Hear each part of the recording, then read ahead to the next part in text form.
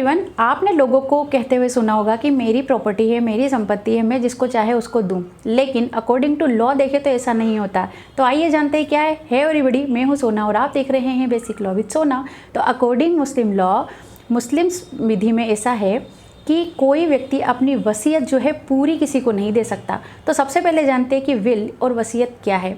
तो विल, जिसको हम इंग्लिश में बोलते हैं विल, ये रेफर्स टू वसीयत। तो वसीयत का मतलब होता है एक लीगल डॉक्यूमेंट होता है।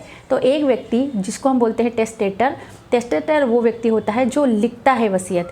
तो ये जो टेस्टेटर होता है ये लीगल डिक्लेरेशन करता है कि उसकी डेथ के बाद उसकी प्रॉपर्टी किन किन लोगों में डिस्ट्रीब्यूट होगी। तो इसी को बोलते हैं, ऐसा वो लिख के जाता है, उसको हम बोलते हैं वसीयत।